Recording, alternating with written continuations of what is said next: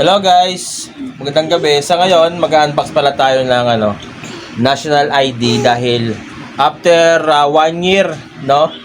Natanggap na natin yung National ID natin. Ito. Binuksan na pala to ng misis ko, no? Dumating pala to. Nasa trabaho ako. Tapos, dumating yung National ID ko after 1 year.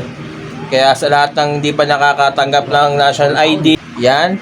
Tsaga-tsaga lang tayo mga kaibigan, no? Dahil pag may tsaga, may nilaga. Kaya ano pang hinihintay? Piyang, takpan mo na. Let's go!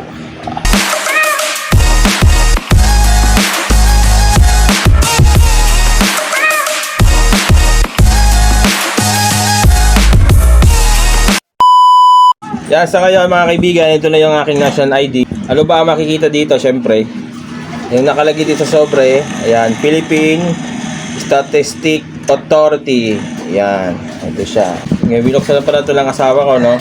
Ngayon, ang makikita natin sa mga biyang, sa mga hindi pa nakakatanggap, ito pa lang siya. Ito yung itsura niya. Tapos, nakadikit yung ID dito sa baba. Yan. Meron siyang barcode, may QR code na katunayan na talagang meron tayong national ID after 1 year. Yan, oh, mga kaibigan, napaka-solid. Yan, oh, nakadikit pa. Dahan-dahan natin yan, oh. Ang tigas. Diba? Oh. Yung ilong mo, parang babo. Ito na po, oh, yan, oh. May ito na national ID natin. Ito mo yung mukha niya, be. Ang babo. Meron na tayo. Patay. Parang mali yung birth. Ay, tama. Ano pala to? Kinuha pala natin ito after ng birthday ko. Ayan, oh. Araw ng pagkakaloob. Isipin mo, August 23 pa pala ito nabigay sa akin. Oo. 2023. Ay, ba't yan ang dumating yan? Mga kaibigan, nakalagay po dito sa likod kung kailan po naibigay, August 23 pa, tapos ngayon na i-deliver. Siguro napaka-busy po talaga ng natin. Pero pasalamat pa din ako kasi nakuha ko siya. Akala ko mali yung birthday ko, yung pala araw ng pagkakaloob, date of issue.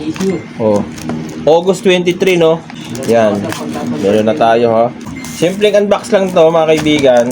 Kasi gusto ko lang i-share kaya dun sa mga hindi pa nakakuha na ng National ID. Yan, ito po yan. Kaya ganito na lang. Peace out.